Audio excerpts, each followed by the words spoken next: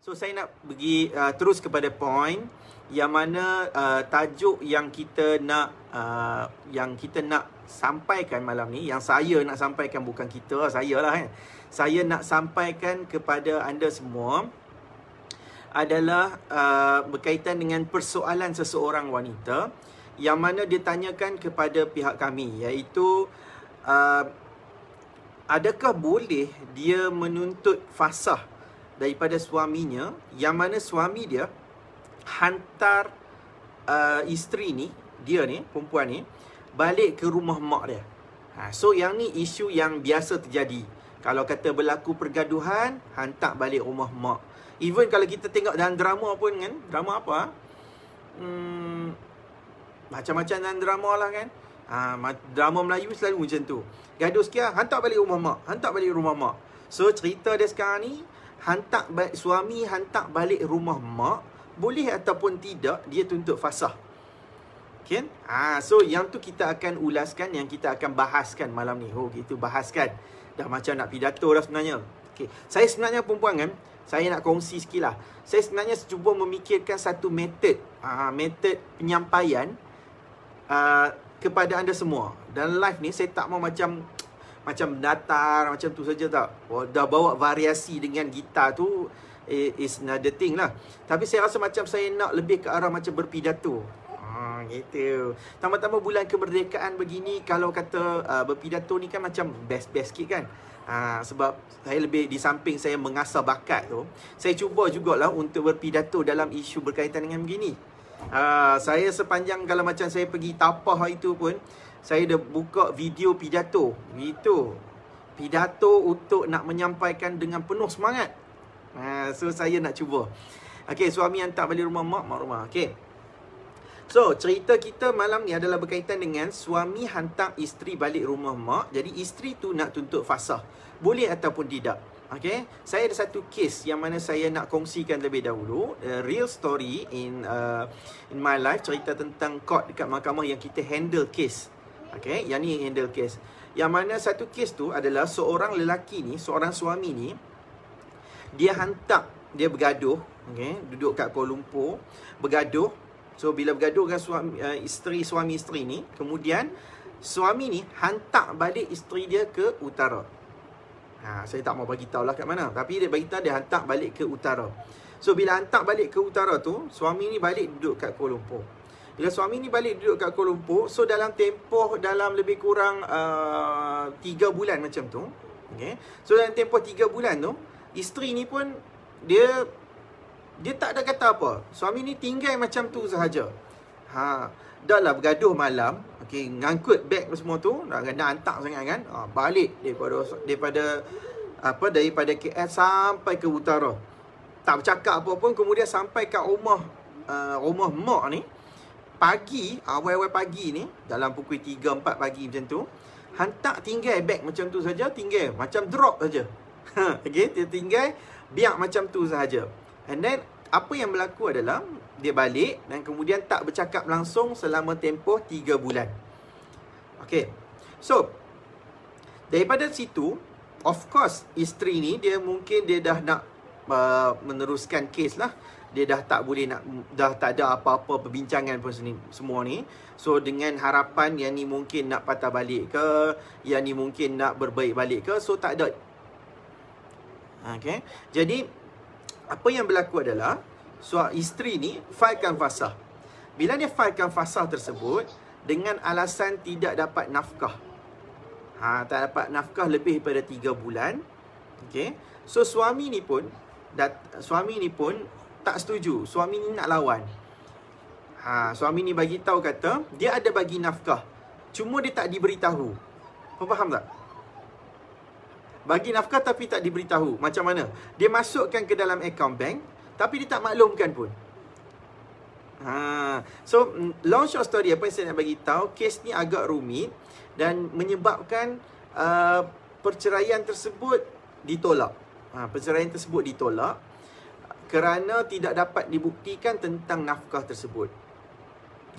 Tidak dapat dibuktikan kegagalan untuk suami itu tak bagi nafkah. Jadi dalam isu berkenaan dengan adakah boleh seorang suami hantar balik isteri ke rumah mak, kemudian isteri tu nak failkan fasah, di mahkamah ni boleh failkan ataupun tidak? Jawapan dia boleh, perempuan. Okey, tetapi kita kena tengok dulu alasan untuk tuntut fasah tersebut. Di dalam undang-undang, cerita tentang fasah ni, dia bukannya ada alasan yang spesifik. Hantar balik rumah mak, so boleh tuntut fasah. Ada orang dia mungkin hantar tu seminggu, kemudian terus isteri nak failkan fasah. Dia tak boleh macam tu. Okay? Hantar tu boleh. Tetapi dia tak boleh terus tuntut fasah. Fasah ni kita kena ingat satu perkara. Fasah ni adalah alasan yang terletak di bawah undang-undang. Okay? Dia ada kriteria, dia ada peruntukan yang jelas. Apa peruntukan dia? Section 53. Cerita apa? Cerita tentang seorang isteri boleh tuntut fasah sebab yang pertamanya suami hilang lebih pada setahun. Suami tak bagi nafkah lebih pada 3 bulan. Suami kena penjara lebih pada setahun. So, benda ni semua dia ada dalam undang-undang. Okay? Dia ada peruntukan dia. Jadi, kalau ada yang tanya saya, tuan, ada tak alasan dalam fasah ni suami hantar boleh tuntut fasah? Jawapannya tak ada. Okay, tak ada spesifik macam tu.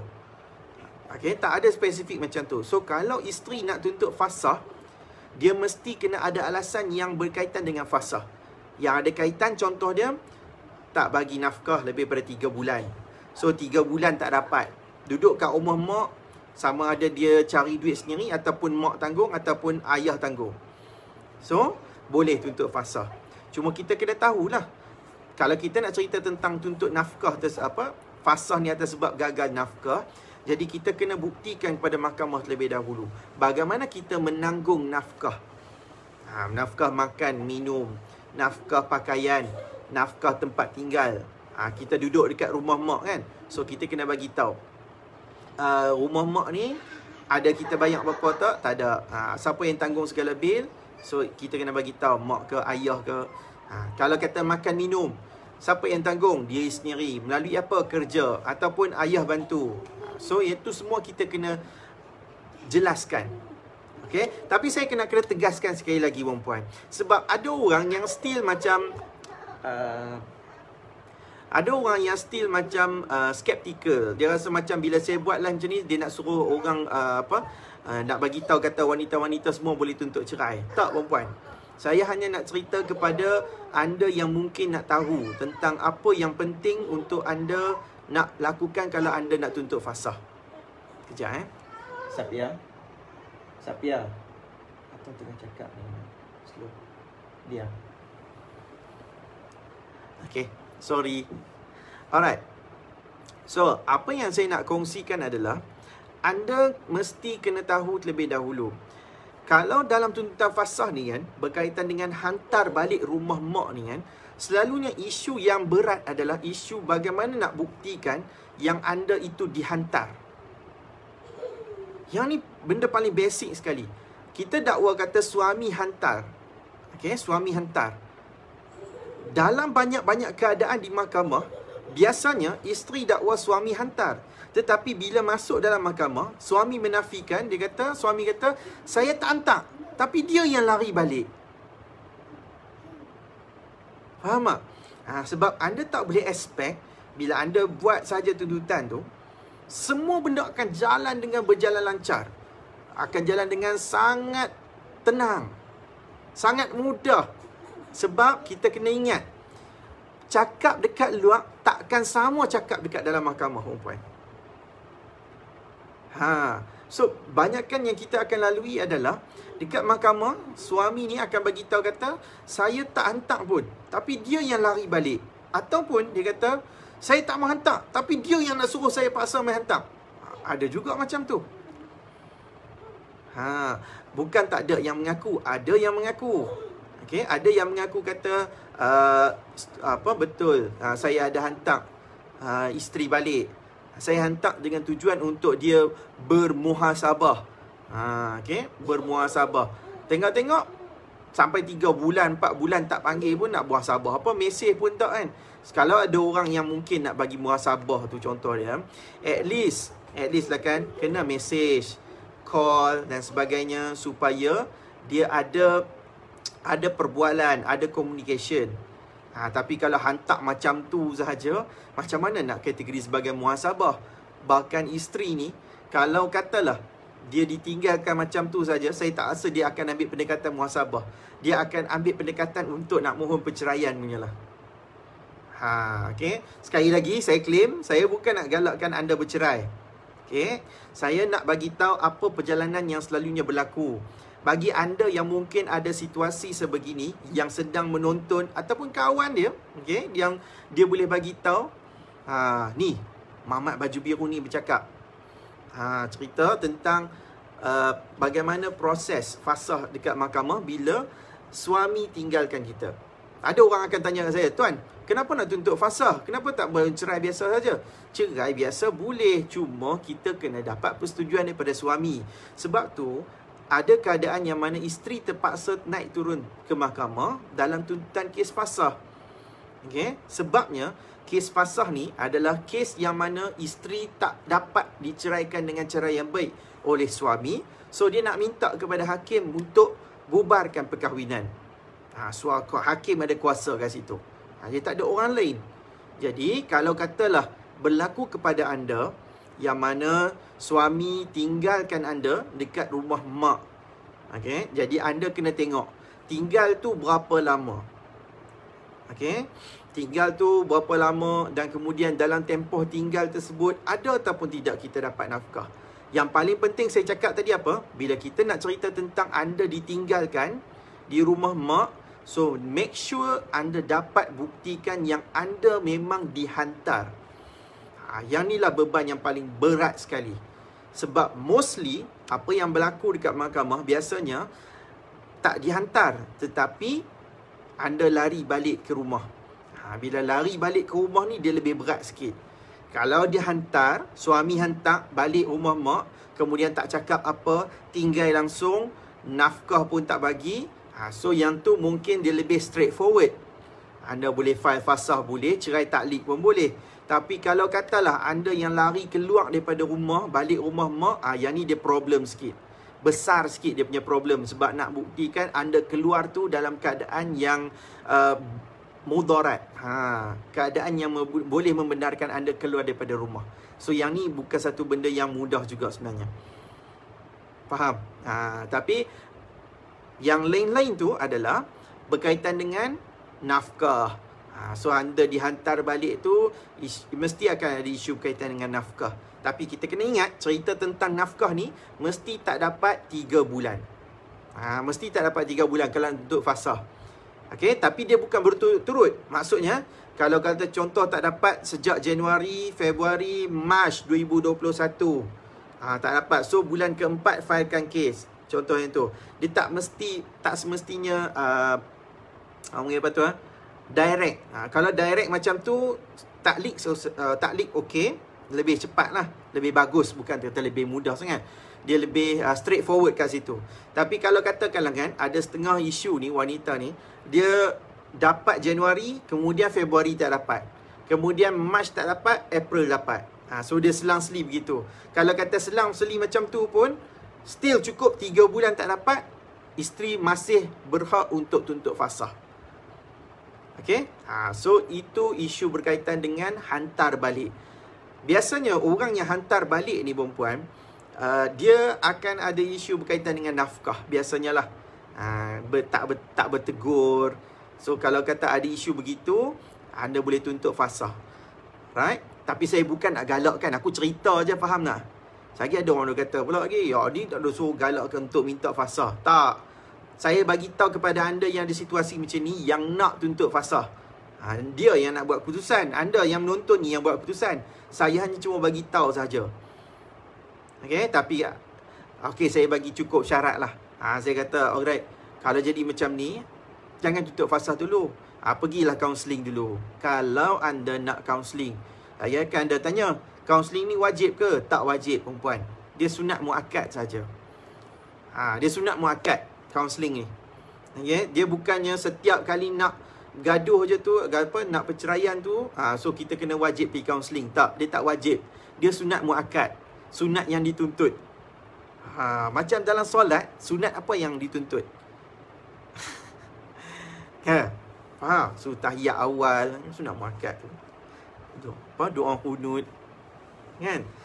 So, yang tu semua perkara yang dituntut. Jadi, kita kena, jadi sebaiknya buat. Tapi kalau kata tak mau buat tuan, lambat kaunseling ni, dah lah nak set dengan pejabat agama pun lambat dan sebagainya. So, itu depends on anda lah. Terpulang lah. Okay? Kita takkan memaksa anda. Tapi ada keadaan, kalau katalah isteri ni, poin fasah pun tak kuat, poin lain pun tak kuat, dia nak tuntut juga perceraian, suami tak mau cerai. So memang saya kata, puan wajib pergi kaunseling dulu. Sebab tak ada poin. Tak ada poin sepasai, tak ada bukti sepasai. Nak tuntut apa? Okay, alright. So, kalau anda so far anda faham, anda boleh letakkan soalan kalau anda tak faham.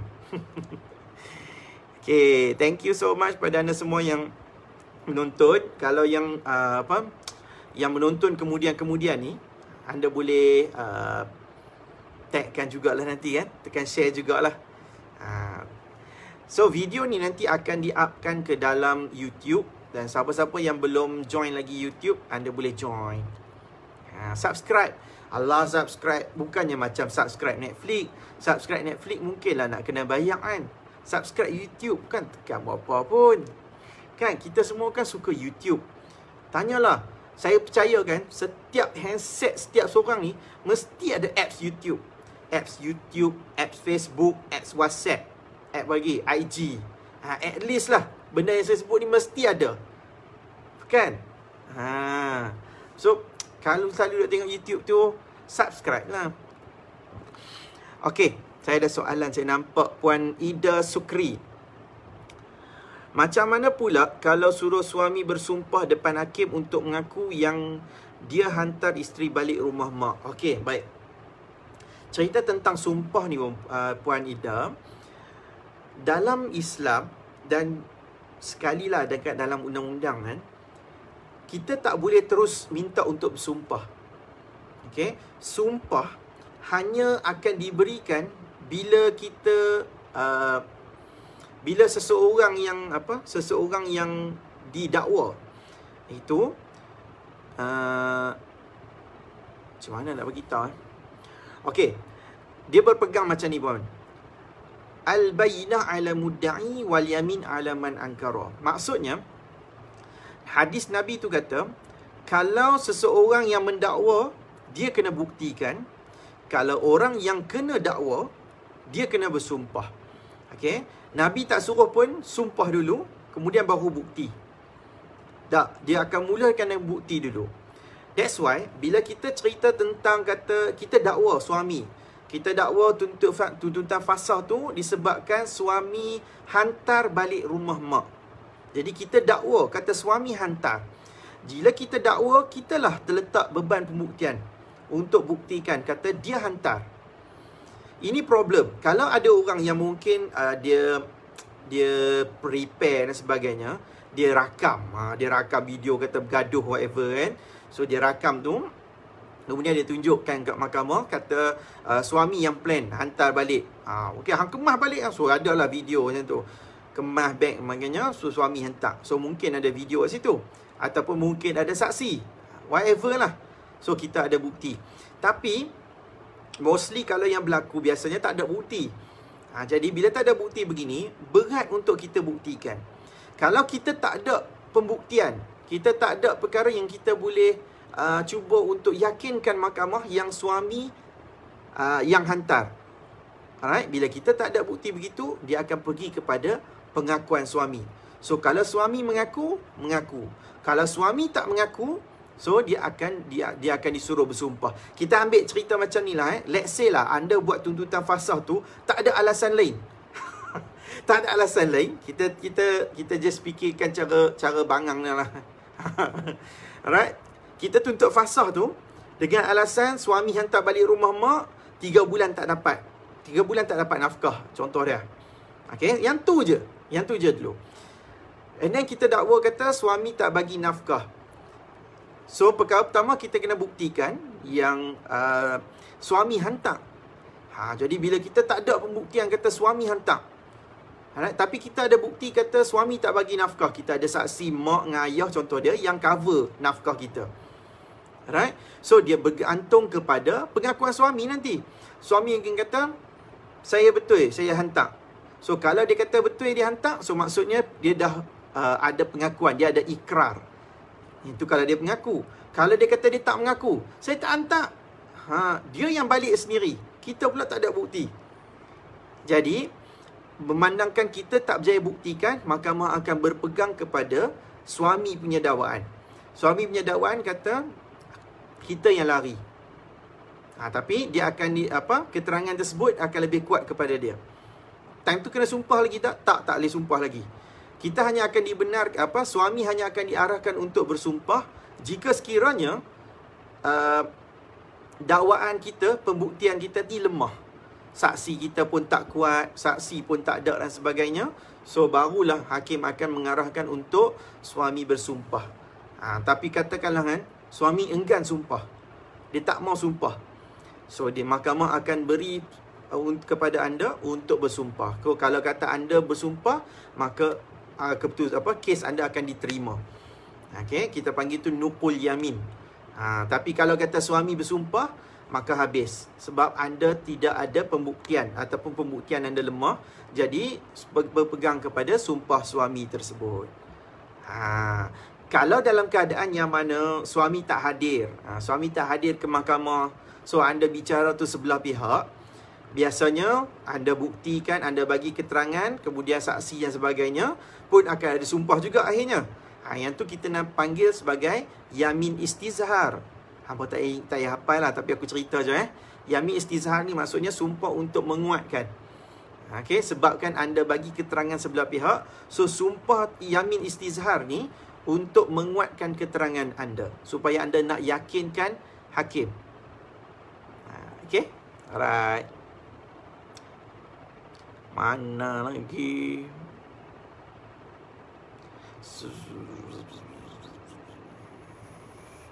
Line baru okey kat sini, rasa nak baling handphone. Oh jangan, handphone mahal nak baling pula dah. Awak cengeng sangat awak duk start ni. Okey, soalan Puan Natra Rosli. Tuan, lari tajuk sikit ya. Kalau isteri balik rumah mak sebab tak tahan dengan sikap suami, adakah dianggap nusyus? Boleh ke suami buat saman untuk kembali taat? Oh, yang ni tak lari tajuk, insyaAllah. Tajuk yang lebih kurang sama juga sebenarnya. Okey, saya percaya soalan ni mesti ramai juga yang nak tahu. Kalau isteri yang lari balik rumah mak, biasanya isteri akan tuntut fasah. Kemudian suami tak setuju, suami akan buat pembelaan dan suami akan tuntut supaya isteri disabitkan nusyus. Okey. Jadi, bila suami nak minta untuk mahkamah sabitkan isteri nusyus, beban pembuktian kepada suami tu dulu untuk buktikan bagaimana tahap nusyus tersebut. Tapi sebelum nak bukti tahap nusyus tu, suami kena buktikan dulu yang dia telah mengikut proses sebelum disabitkan nusyus. Ada tak suami buat fail kembali taat? So isteri, katakanlah isteri keluar bulan 1 2021. Isteri keluar daripada rumah mak, dia lari keluar balik rumah mak tanpa apa-apa sebab. So ada tak suami buat yang pertamanya, nasihat dulu? Sebab dalam Islam kata, dalam Quran kata, pertamanya kita kena bagi nasihat dulu. Okay? Yang keduanya, kita kena bagi tahu dia ada tak suami ni dia melakukan nasihat, dia pisahkan tempat tidur. So of course dah lari duduk luar, dari duduk basingan ni dah tak tempat tidur bersama dah kan. Yang kedua. Yang ketiga, ada tak dia melakukan pukulan yang tidak menyakitkan? Maksudnya dengan pukulan ujung kain tu. Ujung kain, cuk, macam tu. Ada tak dia buat macam tu? Of course tak ada lah.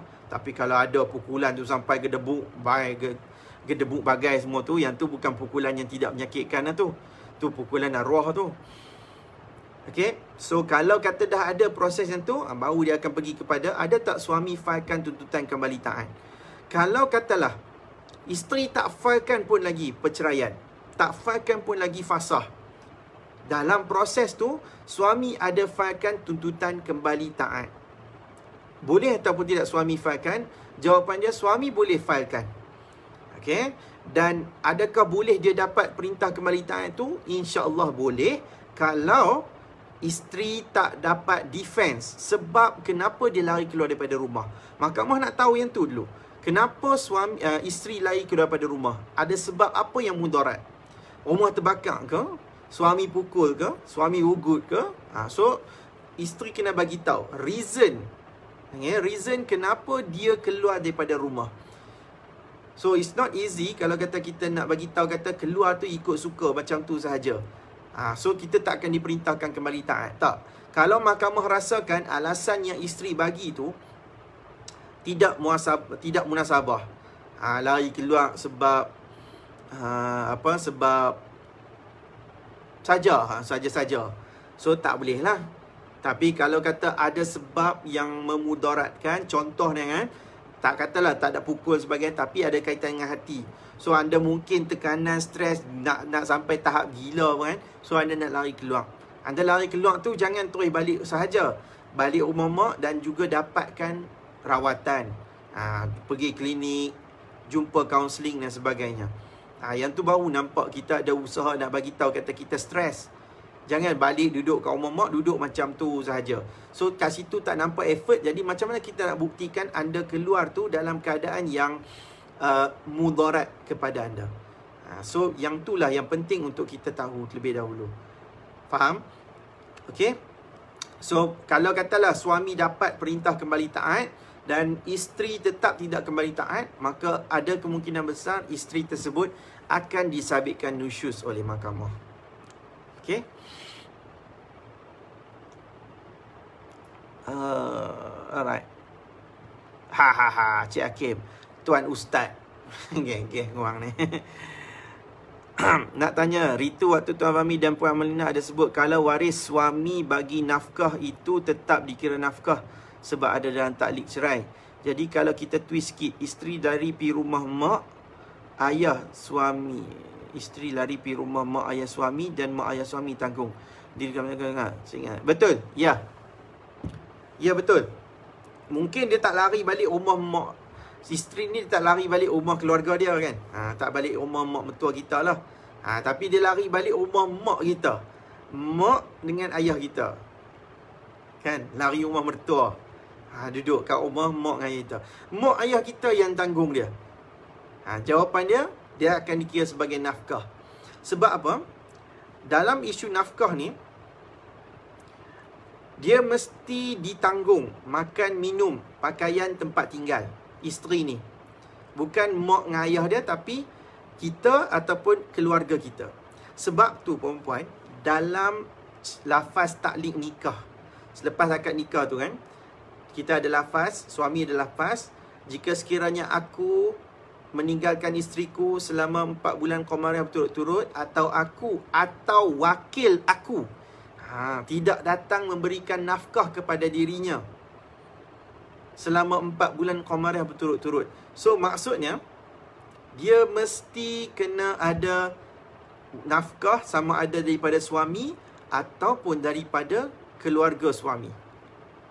So, kalau katakanlah tak kata ayah lah, abang lah, contoh abang bagus kan. So, abang tanggung nafkah untuk isteri adik. So, dia berterusan akan ada nafkah juga lagi. So, tak boleh dikira gagal untuk bagi nafkah. Faham? Okay, very good soalan Cik Hakim. Jangan. Alright. Ada lagi tak soalan? Kalau tak ada, kita boleh sembang-sembang lagi ni. Mana aku dahaga. Kalau ada soalan bagi tahu lah. Saya nak ambil ayak Ustaz. Aduh.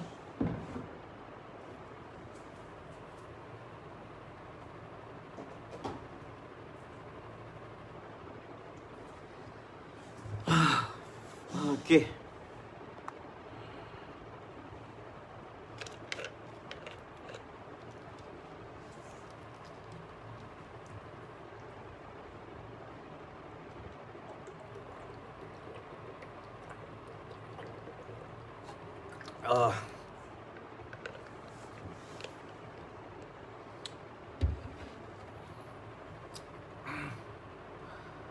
Huh. Okay, apa dah? 8.45. Oi, hari ni boleh habis awal punya ni. Okay. So, kita dah nak raya dah ni perempuan. Raya apa? Raya merdeka kita lah. Macam satu gayung ayak. Kena minum banyak sikit. Orang kata nak kuih kena minum banyak air kosong. Tahulah. Apa? Sekarang ni panas ya. Saat hujan, saat panas. Saya sebenarnya kan perempuan, saya ada rasa macam sakit sikit sebenarnya. Alright? Apalah. Okay. Siapa ada soalan lagi anda boleh tanyakan. Cuma apa yang saya nak bagi tahu, kita kena tahu apa hak kita. Anda dilahirkan di dunia ni dalam keadaan anda ada pilihan. Mana soalan ni? Dulu sebelum tu cakap dah ada soalan. Tu maksudnya Hakim, ramai orang dah faham. Aduh, kan ramai orang dah faham dah sekarang ni. Bagus. Good. Thank you so much. Tuan boleh terangkan makna nusyus? Makna nusyus.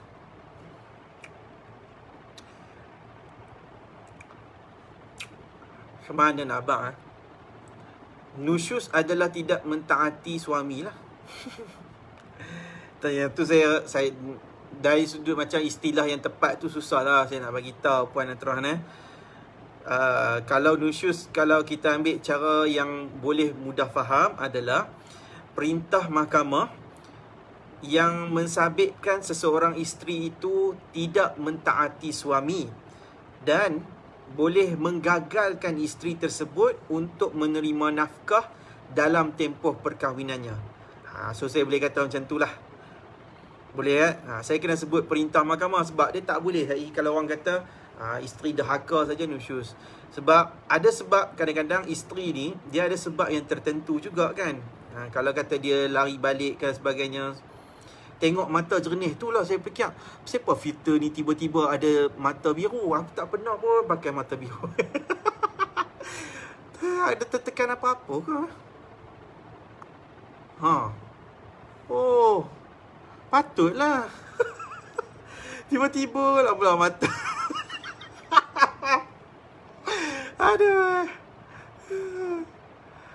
Tadi saya tersentuh skrin kot. Bila sentuh skrin tu tiba-tiba mata jadi biru.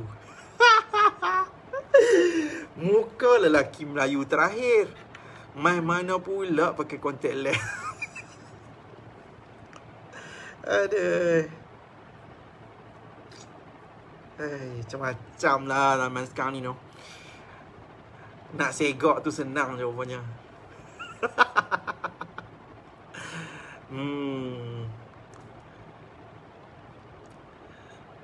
Boleh Puan Natrah so maksud nusyus macam tu lah. Biru mata tuan Oh, boleh tunjuk sikit tak cara tuan berbahas dalam court? Okey. Saya sukalah bila ada macam ni senang sikit kan. Macam ni lah dalam court, dalam mahkamah, siapa yang belum tak pernah masuk court, tak biasa, okay, first time ataupun mungkin tak ada kes langsung lah kan. Dalam court, saya dulu kan masa zaman universiti dulu, saya dulu ingat dalam court ni ruang untuk kita berdebat kan. Saya memang tak tahulah, dulu memang saya gila sangat debat perempuan. Saya punya core curriculum saya tu kan, sepanjang daripada diploma sampai ke degree, tak pernah satu semester tak ada debat. Dia mesti ada debat sampai saya jadi sampai jadi presiden kelab debat lah. So bahas tu debat lah Tapi masalahnya bila kita praktis betul-betul ni kan, sebenarnya tak ada pun debat. Dulu perempuan kan, saya ada satu kali boleh lah saya kongsi Dulu masa semester saya semester 5. Saya semester 5 degree masa tu. Saya dan seorang lagi kawan saya terpilih untuk mewakili pertandingan Mahkamah Mud Syariah. Mahkamah Mud ni maksudnya mahkamah olok-olok. Okay, kita panggil muting. So kita buat, dia ada buat pertandingan mahkamah olok-olok lah peringkat kebangsaan. So setiap negeri ni dia akan, bukan setiap negeri, setiap universiti yang ada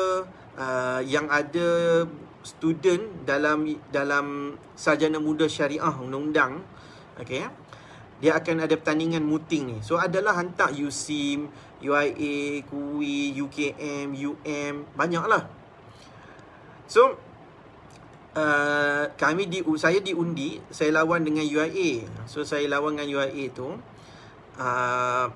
dia tak ada lah macam pertanding macam kita kena soal saksi semua tu, tak ada.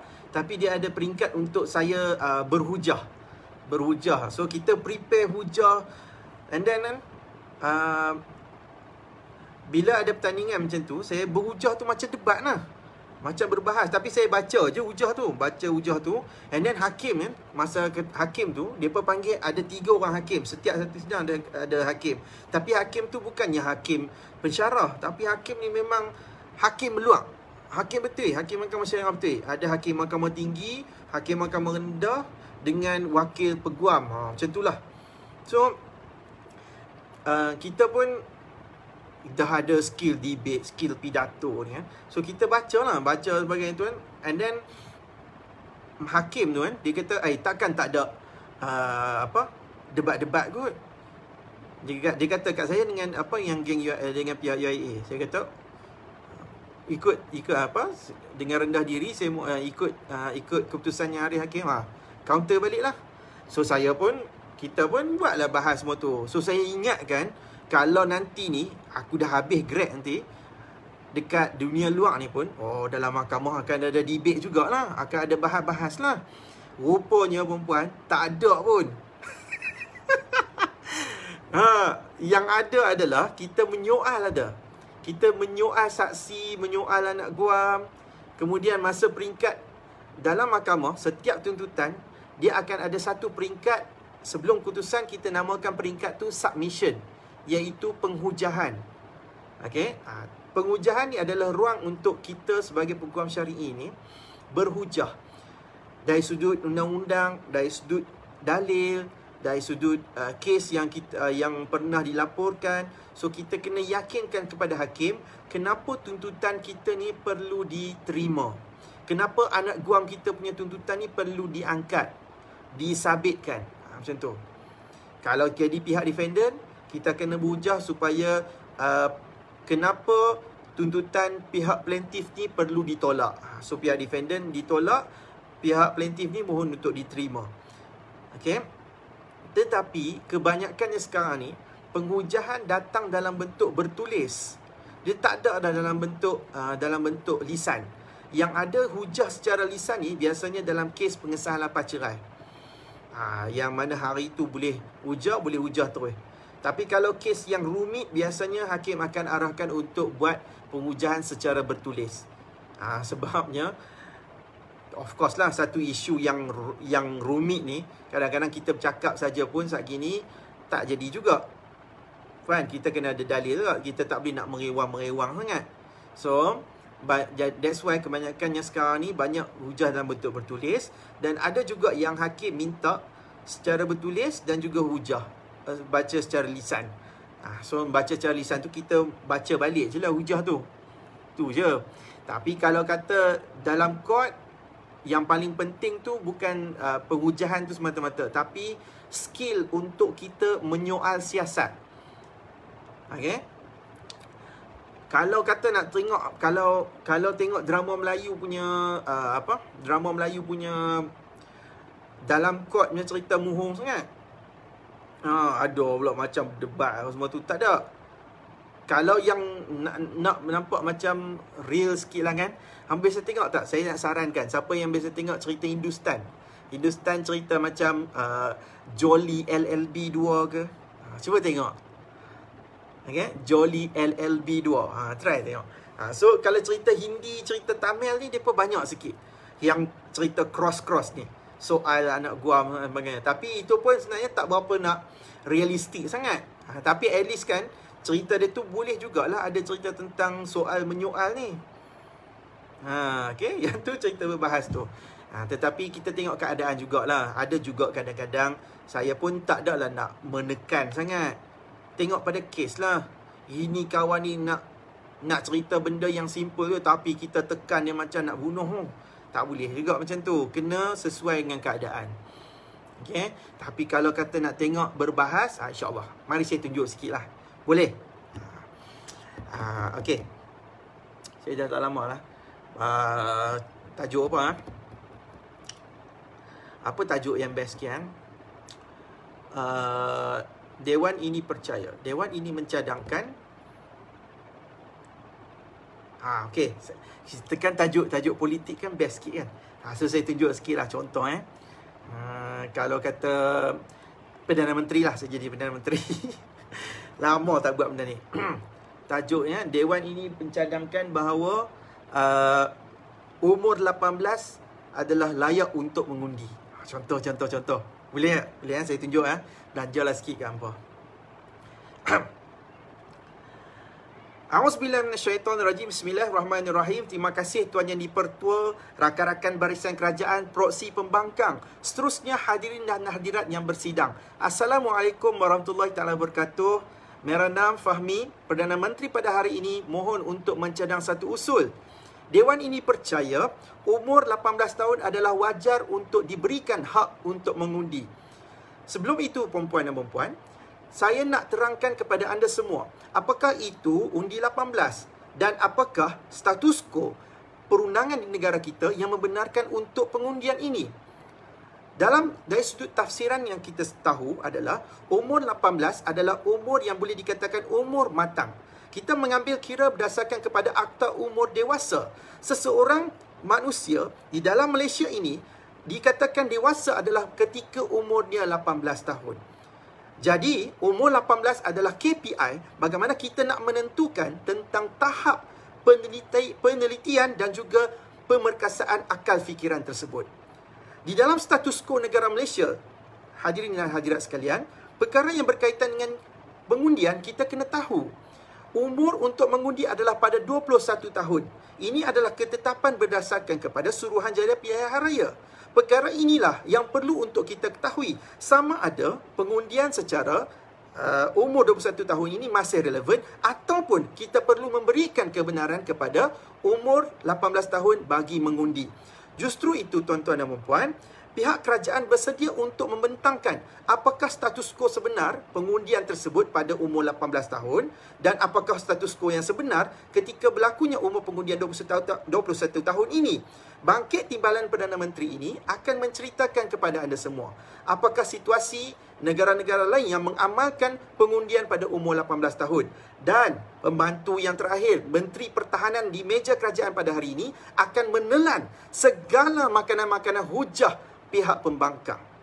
Okey tak? Lama tak. Rasa rindu pula nak berbahas. Macam laju sangat Macam tu lah bahas.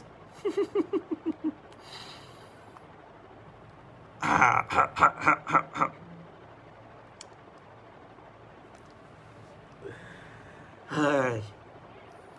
Cakap apa ni Saya cakap tengok diri sendiri pun saya rasa macam ada orang kat depan. Ni kira tajuk ni kira okey lah. Saya biasa tajuk debat tu, Boboiboy lebih baik daripada Upin Ipin. Sejam. Boboiboy lebih baik daripada Upin Ipin. Macam-macam tajuk dulu. Saya masuk lambat, tak sempat dengar. Saya sekarang ada situasi suami halau dari rumah. Saya pulang sendiri ke rumah parent. Lepas minggu, suami hantar anak-anak. Okey.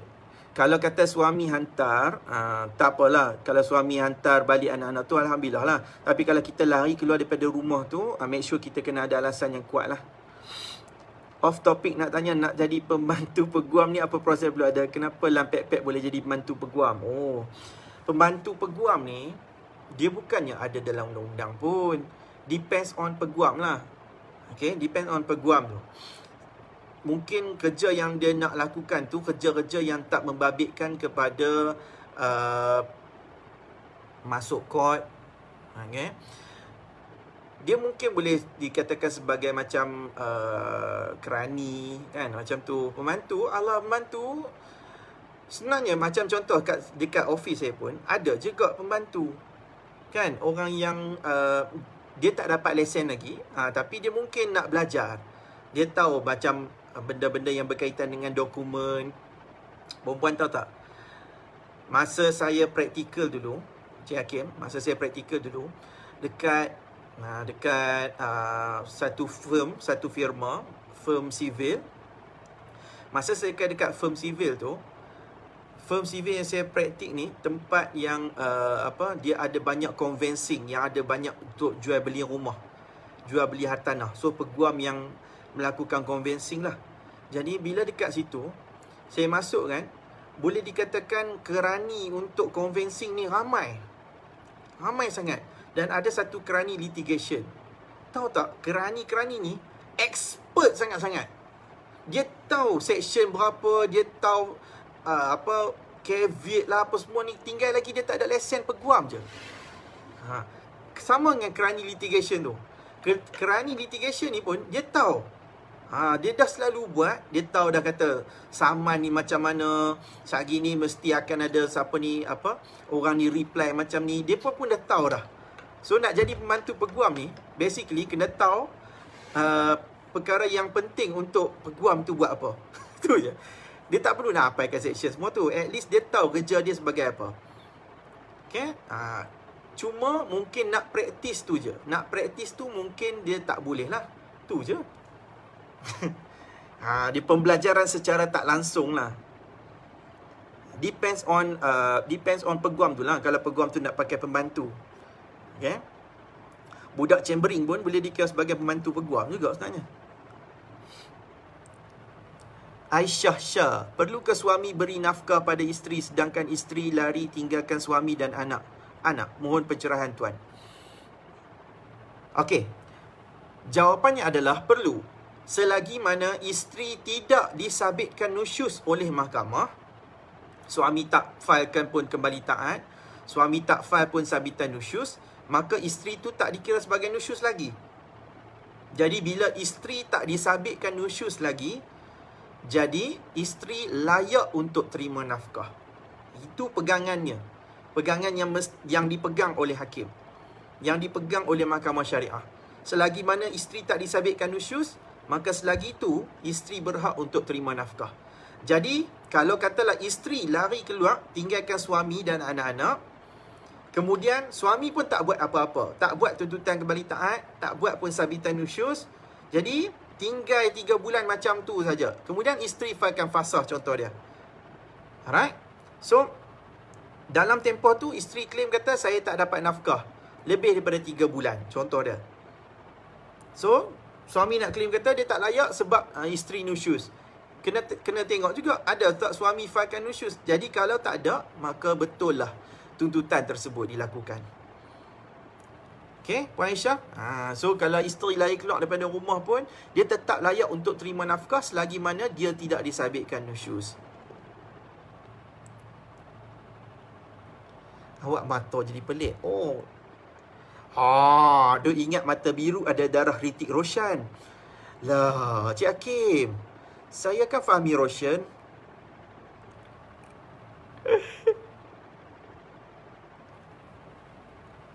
Fahmi Roshan. Thank you Puan Natra. Gitu. Kan semua baru tahu kata aku ni Hrithik Roshan.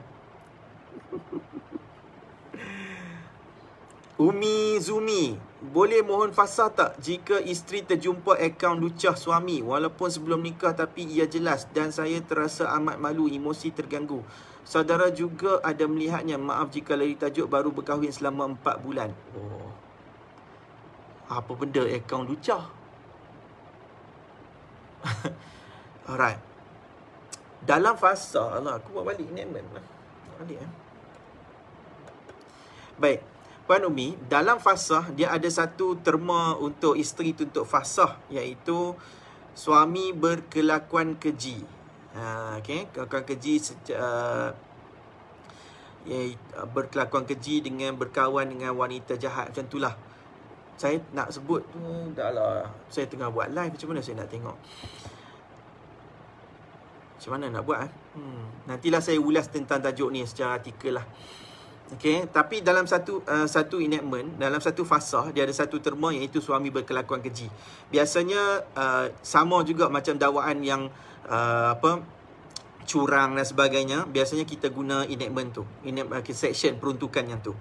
Okay, jadi kalau kata cerita tentang jumpa video lucah ke contohnya, isteri boleh tuntut fasah. Okay, boleh. Dia sama macam cerita curang. Curang boleh tuntut fasah. Suami ada simpan video lucah pun boleh tuntut fasah. Boleh minta lah, boleh dakwa. Cuma beban je, beban pembuktian untuk kita buktikan kalau suami tak mengaku. Okay, anda tuntut fasah, bagi tahu kata saya mohon fasah, satu sebabnya suami berkelakuan keji, suami simpan DVD lucah. Macam contoh saya punya kes dulu tu. Okay, saya punya kes dulu tu, isteri dakwa kata suami simpan DVD lucah. So kita ceritalah macam mana jumpa, masa kemas rumah, atas almari dan sebagainya tu kan. So bergaduh. And then dalam mahkamah suami mengaku. Suami mengaku dakwaan tersebut. Jadi sabitlah akuan tu.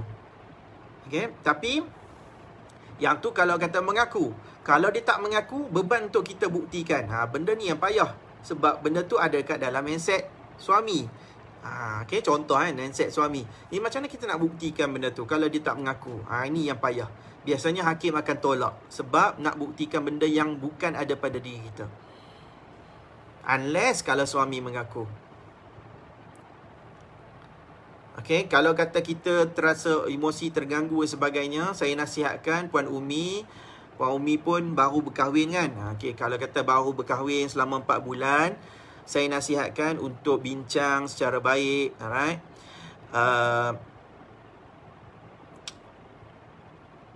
Macam mana? Pergi kaunseling lah dapatkan rawatan kaunseling. Sebab baru sangat kahwin, baru 4 bulan. Kalau nak tuntut fasah pun biasanya hakim takkan tengok sangat sebab inai tak hilang lagi kat jari. Orang kata lah kan, orang kata tak tahu Puan Umi ada pakai inai ke tak kan. Tapi saya nasihatkan dapatkan kaunseling dululah.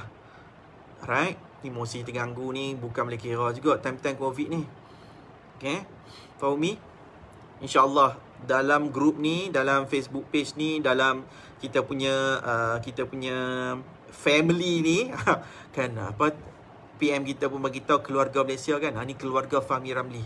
Okay, dalam keluarga kita ni kita akan support untuk bagi maklumat. Apa pun kita akan support. Kebanyakan orang-orang yang dalam ni mostly lah kan, majoriti adalah wanita. So banyakkan wanita ni semua akan support.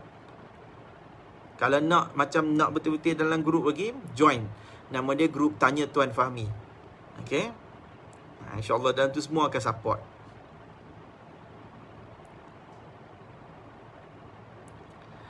Thanks Tuan Fahmi. Selama ni kami terpengaruh dengan filem berdebat, masih mesej peguam. Lepas tu kalau kalah peguam memang buat muka poyo.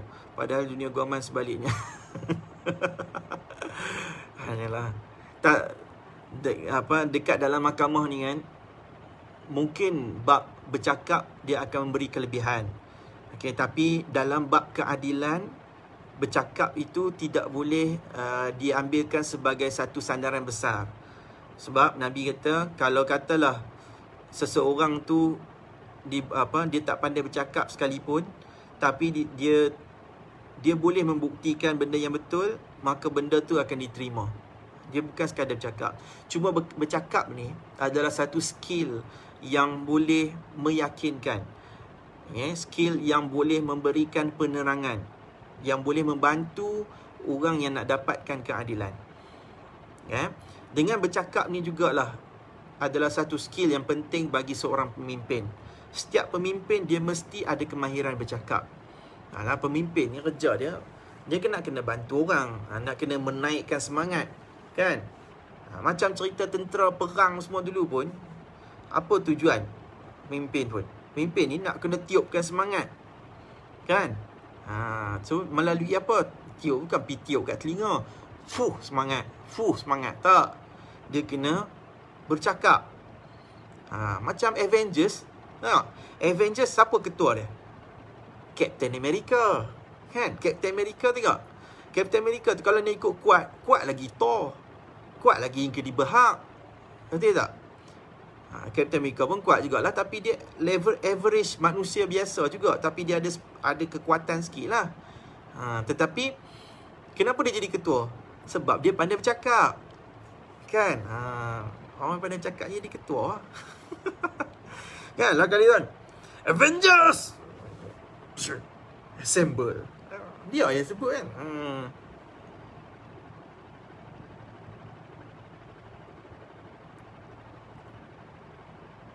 Berbakat besar, thank you.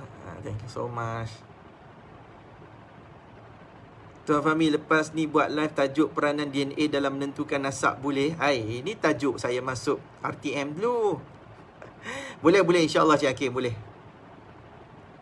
Setengah suami senang je nak menusyu isteri, seolah-olah macam nusyu tu di tangan mereka, padahal Hakim je yang boleh sabitkan. Betul. Tak apa, it's okay. Mungkin kurang penerangan. Kurang penerangan. Inilah tujuannya untuk kita sentiasa buat penulisan, buat video, buat live. Okay, supaya semua orang faham, semua orang tahu nusyus ni bukan kuasa suami. Okay, bukan kuasa suami untuk sabitkan. Tak apa, kita pelan-pelan terang.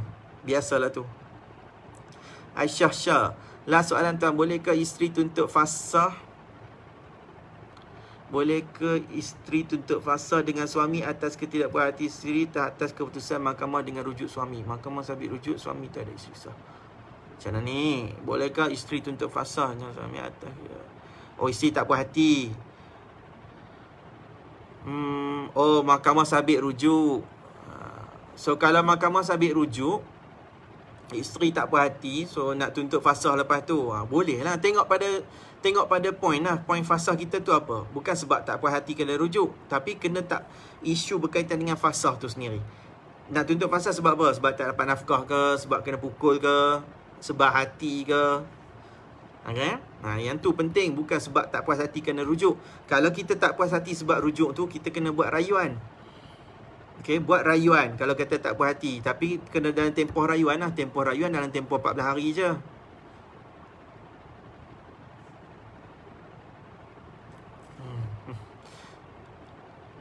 Okay, Puan Aisyah Shah, kalau kata tak puas hati tentang rujuk, patutnya buat rayuan. Dan biasanya kalau serta isteri tak setuju suami sabit rujuk tersebut, sepatutnya kita boleh buat rayuan dengan alasan kata anda berhak untuk dapatkan pelantikan jawatan kuasa pendamai. Sebab dia akan di-refer kepada jawatan kuasa pendamai pula kalau kata isteri tak redha, tak setuju untuk dirujuk tu. Betul Kak Kia macam saya daripada cakap ikut saya bila marah ke? Okay. Norsi Narsiah. Assalamualaikum tuan, saya ada soalan. Kalau isteri sudah diceraikan, layak tuntut nafkah iddah, tapi macam mana dengan nafkah diri sejak bulan 9 tahun lalu? Maksudnya suami tidak bagi nafkah, bolehkah isteri tuntut nafkah diri juga? Terima kasih tuan. Okey, yang ni nama dia Puan Norsi. Nama dia tuntutan tunggakan nafkah. Okey, nak tuntut tunggakan nafkah. Kalau dia ada dua keadaan. Kalau kita tak ada kalau kita ada perintah nafkah, maksudnya dalam tempoh perkahwinan kita ada satu perintah nafkah daripada mahkamah. So start bulan 9 tahun lepas sampai sekarang ni kita boleh buktikan yang suami tak bagi nafkah selama sebanyak berapa ringgit sebulan ikut perintah. Let's say lah mahkamah perintahkan nafkah isteri 1,000. Contoh 1,000 sebulan. So setiap bulan kita boleh buktikan sejak daripada bulan 9, 10, 11, 12 tahun 2020. Kemudian bulan 1 sampailah bulan 8 2021. So kita total semua tu based on nafkah asas 1,000 dan kira tunggakan. Tu kalau orang yang ada perintah. Tapi kalau kata tak ada perintah, okay, kalau tak ada perintah nafkah, yang ni mostly biasanya tak ada perintah nafkah, kita kena tengok sebelum pada bulan 9 tu ada ataupun tidak suami bagi nafkah secara tetap. Contoh dia tak ada perintah, tapi suami setiap bulan dia tak pernah miss, dia bagi 1,000. Tak ada perintah pun. Tapi dia bagi 1,000. 1,000. Kemudian tiba-tiba bulan 9, 10, 11, 12, bulan 1 sampai sekarang, tak ada pun. So yang tu insya-Allah boleh buat juga tuntutan tunggakan nafkah. Cuma dia agak sukar sikit sebab suami boleh reply, dia akan bagi tahu kata, saya tak bagi dalam bentuk duit tapi saya sediakan segala keperluan, makan, minum, pakaian, tempat tinggal, whatever is it. Okay, so dua keadaan. Jadi kalau kata nak tuntut tunggakan nafkah diri, yang paling mudah kena ada perintah nafkah dulu. Kalau tak ada, ia akan menyukarkan untuk anda buktikan berapa yang selayaknya anda terima dan berapa tunggakan tersebut. Ini problem, nak tuntut tunggakan nafkah. Okay.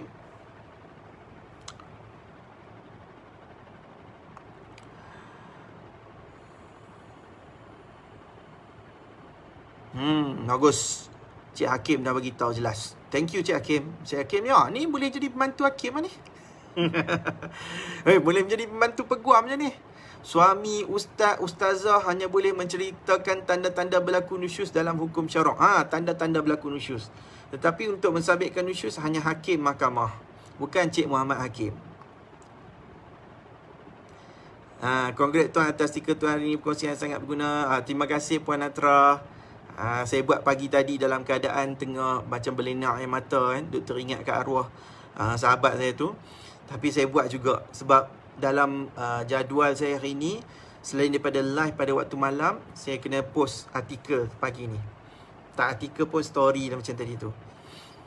Thank you kepada anda yang dah baca, yang dah share. Dan thank you kepada Oh Bulan.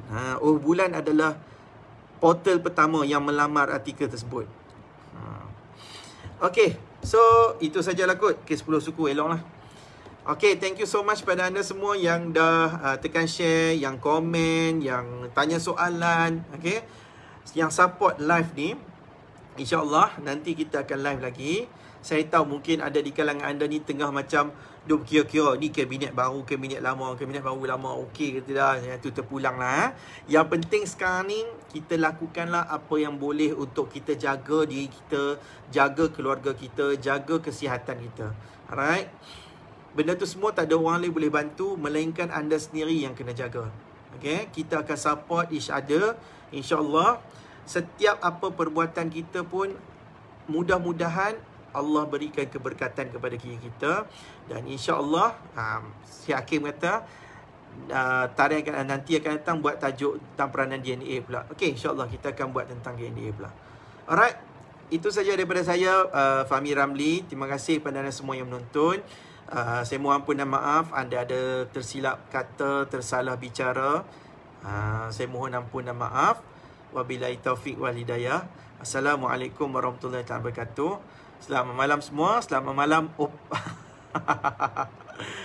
Selamat malam semua. Puan Natra, Puan Akia, Cik Hakim dan lain-lain semua. Okay.